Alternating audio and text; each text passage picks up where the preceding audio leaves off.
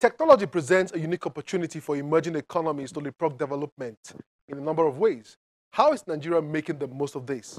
My guest today is one of the pioneers of Nigeria's IT industry, and he joins me to share his thoughts on how we can make the most of this opportunity. There is indeed a lot lined up for you, but first, some news and updates. This is Tech Trends, and I'm Chukwemeka Agbata.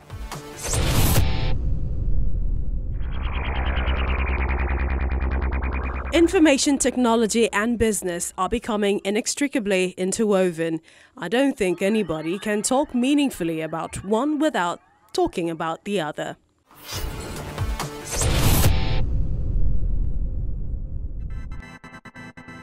The figures of cases of the novel coronavirus keep rising as more and more people test positive. This pandemic has presented unprecedented challenges to countries around the world, leading the tech sector to tool up to see how they can help get it under control. One of them is the Itoju app, an application that informs you of the preventive measures against the COVID-19. Itoju is basically a single mobile app that sensitizes the people on what to do around COVID-19, and at the same time, they can see what is going on in the world, ranging from watch statistics, also statistics from the NCDC, and at the same time too, they can report suspicious activities that can be used for contact tracking. They can chat with authority. This chat is built in such a way that we could help NCDC with their overwhelmed situation so that people can be able to reach out to them as soon as possible. There's an active map that shows what is going on and how people will be able to are aware of what they need to do. People can read about symptoms of coronavirus and how best they can prevent it. They can see what is going on in the world, knowing who is affected, seeing those that have recovered. They can read more about it. They can check by country. They could even check for Nigeria in the world, and at the same time too, they can try to even have an experience to know much misconception like fake masks are recommended for general public. This is actually false, so they can learn more about it. They can learn more information about the spread of coronavirus on the app.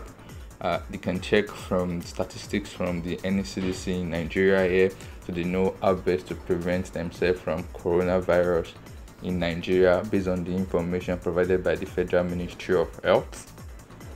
Here too, people can report any suspicious activities if they notice someone is having symptoms.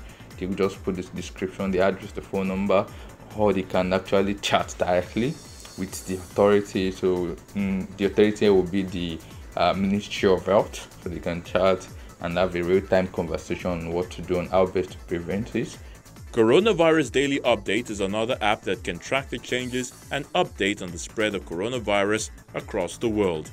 It allows people to have access to real-time information and data of those who have contracted the virus. So the mobile application pulls data from the World Health Organization and the Worldometer. These are the real-time sources that are confirmed. So if a case has not been confirmed by the World Health Organization, it will not be updated. So we make sure that our data source is actually from there, and all the information they put out from medical experts are also on the application.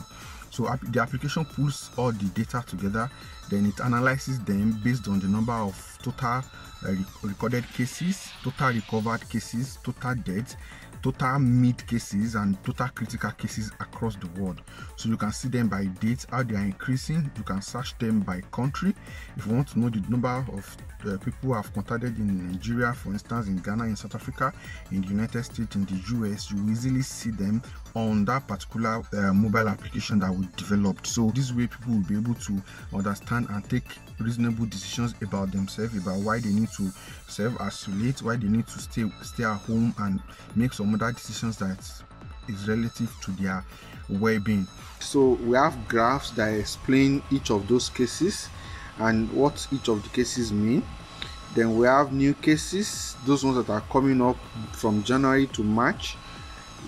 The data are there. Then the new cases outside China, then serious and critical cases, as the case may be, are also displayed on the app. We have the closed cases here. Those are daily cures. Those are the people that are cured daily. Then these are new recoveries. As you can see, this is the total recovery rate. This is total recovery rate. Then this is total debt. This is total debt rate. This is total recovery rate. These are new recoveries. And then lastly, we have the analysis of active cases. Presently is 271,000. Closed cases is 125,000. So the app actually picks the confirmed cases by the World Health Organization. And also the last one is the total debt, as it has shown, and the graph daily deaths as since January 23 to March 2nd, and you can just flip through. Then you can also look at it, list of countries, Asia countries, the number of the dead people, continent affected. In Asia, 46, 47 countries, the number of deaths. In Europe, in North America, in Australia, in South America, then in Africa, we have 59 death cases already.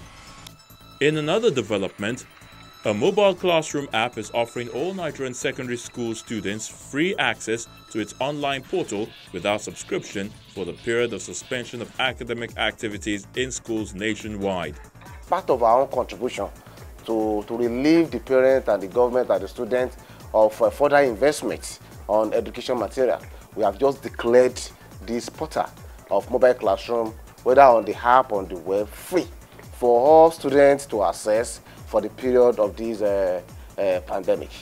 Of course, it's a huge investment on our part, because since we have declared it open, a lot of students are already bombarding our sites in thousands. So they are consuming a lot of our videos, which we are paying for the license. But notwithstanding, there's nothing we can do for our people more than this at this time. So we need to support them. Likewise, we know they will support us later. Go to Play Store, you search for mobile classroom, then you install it on your phone. You register with your email and password. Then you come into the lecture room. Like I'm going to the lecture room now, I go to the home page. On the home page, I see all categories of classes, like secondary school, tertiary, professionals. I go into secondary school as a secondary school student. Then I can see all the available subjects.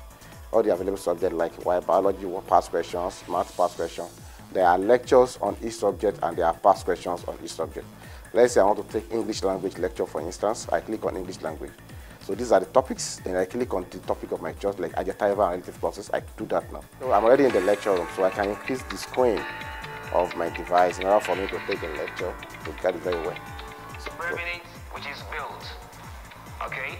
While the tech community continues to make efforts to prefer solutions to the pandemic, the Lagos State Science Research and Innovation Council, in partnership with Technology Innovation Centers, is also responding by supporting COVID-19 related projects. This comes after a call was made to the startup community across Africa to procure solutions to lessen the impact of the virus.